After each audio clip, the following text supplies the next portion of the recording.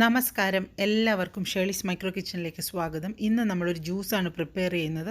Watermelon, തണ്ണിമത്തൻ, വത്തയ്ക്ക, ബത്തയ്ക്ക എന്നീ പേരുകളിലാണ് watermelon കേരളത്തിൽ പല സ്ഥലങ്ങളിലും അറിയപ്പെടുന്നത്.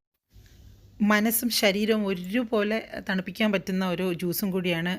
ഞാൻ ഈ പ്രിപ്പയർ ചെയ്യുന്ന രീതിയിൽ നിങ്ങളും ഒന്ന് പ്രിപ്പയർ ചെയ്ത് നോക്കണം. അടിപൊളി ടേസ്റ്റാണ് ഇതിന്. ഇനിയും ഈ ചാനൽ സബ്സ്ക്രൈബ് ചെയ്യാത്ത ആരെങ്കിലും ഉണ്ടെങ്കിൽ ഒന്ന് സബ്സ്ക്രൈബ് ചെയ്ത് സപ്പോർട്ട് ചെയ്തേക്കണേ. നിങ്ങളുടെ ലൈക്കും കമൻസും ഒക്കെ വളരെ വിലപ്പെട്ടതാണ്. ഇനി നമുക്ക് ഈ ജ്യൂസ് എങ്ങനെയാണ് പ്രിപ്പയർ ചെയ്യുന്നതെന്ന് നോക്കാം. കുരുവൊക്കെ കളഞ്ഞ് തണ്ണിമത്തനിൽ നിന്ന് ഒരു 3-4 പീസ് ഞാനിവിടെ ഒരു ബൗളിലേക്ക് എടുത്തു വെച്ചിട്ടുണ്ട്. ഇത് നമുക്കൊന്ന് ചെറുതായിട്ട് അരിഞ്ഞ് ഈ ബൗളിലേക്ക് തന്നെ വെക്കാം. ചെറുതായിട്ട് അരിയുന്നതിന് കാരണമുണ്ട്, അതുകൊണ്ടാണ് ചെറുതായിട്ട് അരിയണമെന്ന് പറഞ്ഞത്. നമ്മൾ ഈ ജ്യൂസ് മിക്സിയിൽ അടിക്കുന്നില്ല, അതുകൊണ്ടാണ് ചെറുതായിട്ട് അരിയണമെന്ന് പറഞ്ഞത്. അതിനുശേഷം ഈ അരിഞ്ഞ തണ്ണിമത്തനെ നമ്മളൊരു ചെറിയ ഒരു സ്പൂണിൻ്റെ ബാക്ക് വശം കൊണ്ട് ചെറുതായി ഇങ്ങനെയൊന്ന് ഉടച്ചു കൊടുക്കണം. എല്ലാ തണ്ണിമത്തനും വല്ലാണ്ട് അങ്ങ് ഉടയ്ക്കേണ്ട, എന്നാലൊന്ന് എല്ലാം ഒന്ന് ചെറുതായി ഒന്ന് ഉടയുകയും വേണം. ഇനി നമുക്ക് ഇതിലേക്ക് ഒരു 3 ഏലയ്ക്ക ഒന്ന് നല്ലതുപോലെ ചതച്ചെടുക്കാം. അതായത് അതിൻ്റെ കുരുവൊക്കെ നല്ലതുപോലെ ഒന്ന് പൊടിയണം. മിക്സ് ചെയ്തതിന് ശേഷം നമുക്ക് ഈ ഏലക്കയുടെ തോടൊക്കെ എടുത്ത് കളയാം. ഇനി നമുക്കിതിലേക്ക് പാൽ ചേർത്ത് കൊടുക്കാം. ഇതൊരു 3/4 ഗ്ലാസ് തണുത്ത പാലാണ്. വേറെ പ്രത്യേകിച്ച് വെള്ളമൊന്നും ഞാൻ ഇതിൽ ആഡ് ചെയ്യുന്നില്ല. നിങ്ങൾക്ക് ഇഷ്ടമുണ്ടെങ്കിൽ കുറച്ച് വെള്ളവും കൂടെ ചേർക്കാവുന്നതാണ്. ഞാൻ വെള്ളം എന്തായാലും ചേർക്കുന്നില്ല.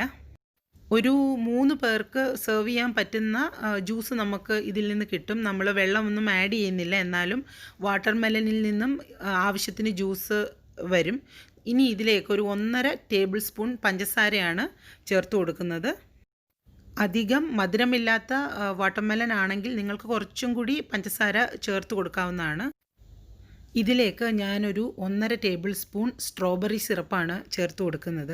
ഇനി നിങ്ങളുടെ കയ്യിൽ സ്ട്രോബെറി സിറപ്പ് ഇല്ലെങ്കിൽ നന്നാറി സിറപ്പോ 1 ടേബിൾ സ്പൂൺ അല്ലെങ്കിൽ 1.5 ടേബിൾ സ്പൂൺ മിൽക്ക് മെയ്ഡോ ചേർത്ത് കൊടുക്കാം.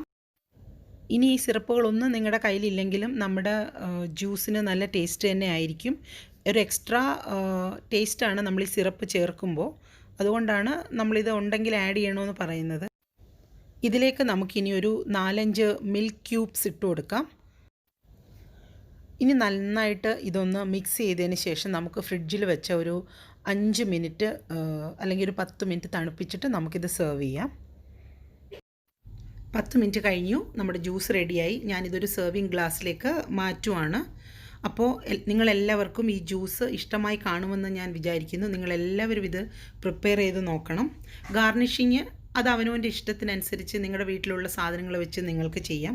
അപ്പോൾ മറ്റൊരു ഡിഷുമായി വരുന്നത് വരെ എല്ലാവർക്കും bye from Shelly's micro kitchen.